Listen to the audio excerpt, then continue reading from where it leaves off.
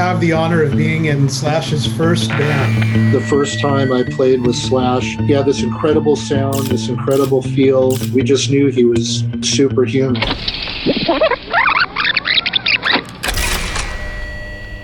Marc, you and Slash, you met in elementary school. You were friends through junior high school.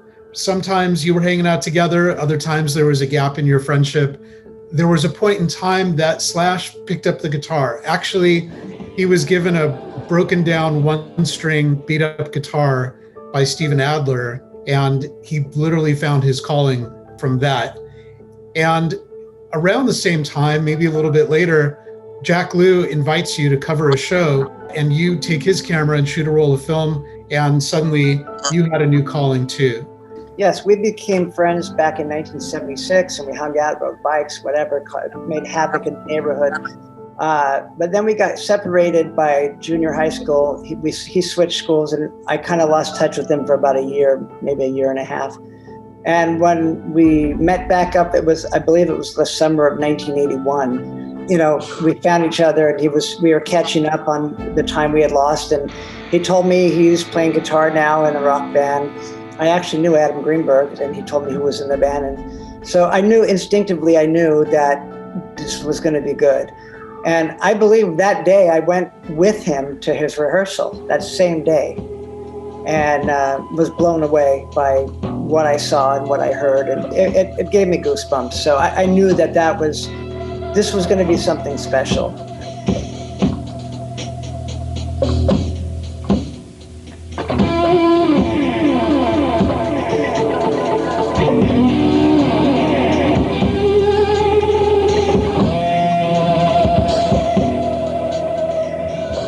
But at some point, you're right, Jack Lue was taking the photos when we go to concerts, and Jack wasn't able to make it, gave me his camera, showed me how to work it, and I shot a roll of film, and I was blown away by the pictures. So I actually ended up kind of taking my sister's Canon 81 that was sitting in her closet from probably, high school. She had it, maybe she had a photo class or something like that.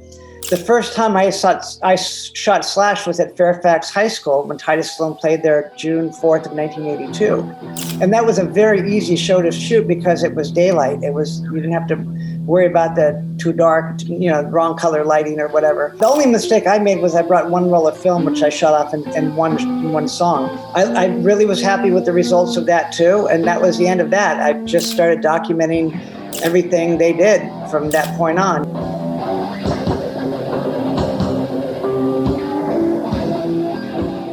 So, Adam, you were there too on this day at Fairfax High School outside. Yeah. You were living the dream with Slash. Yeah. It was great. You were on drums. Yeah, tell us about this day, and then let's talk about how Tidus Sloan formed. That was a great day. Like Marc said, that stage felt so big, I guess because it was outdoors, and we were a trio, so we could really spread out. There was a lot of room, and looking onto the quad and the grass, you could see everybody at school having lunch, hanging out, walking around. People were really enjoying it, and it was just, the energy was so great. It was a beautiful day. The sun was out. We powered through it. It was just it was great. It was a great day.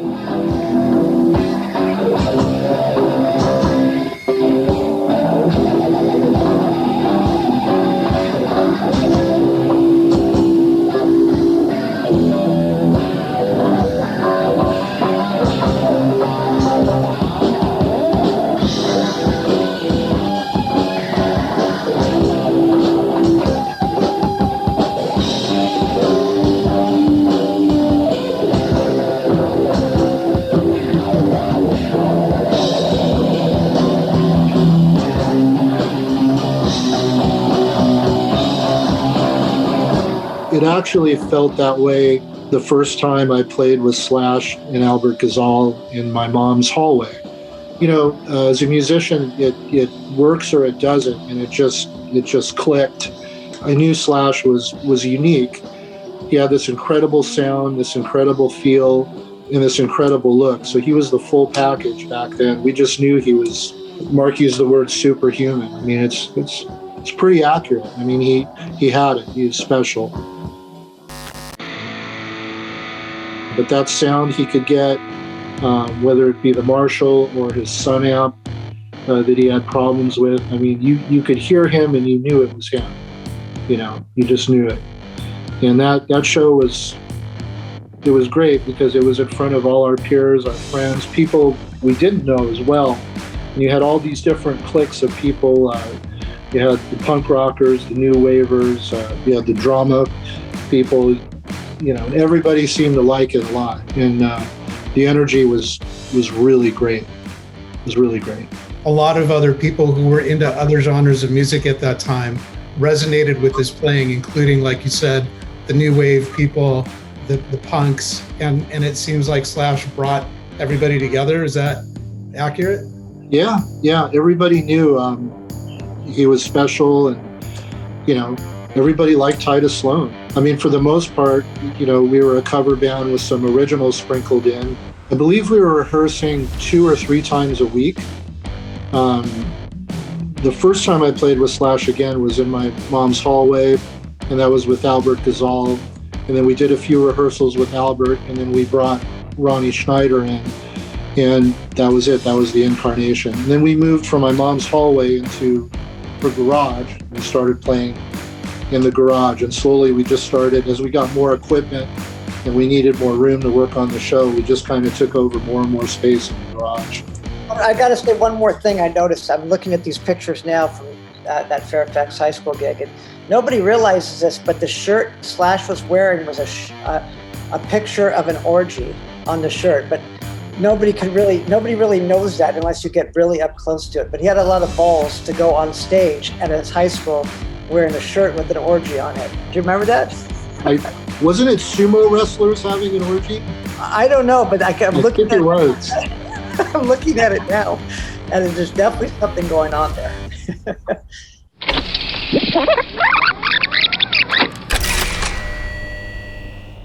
To watch the entire episode and access the full series, bonus episodes, and image galleries from Marc's extensive archive, join our growing community on Patreon and subscribe.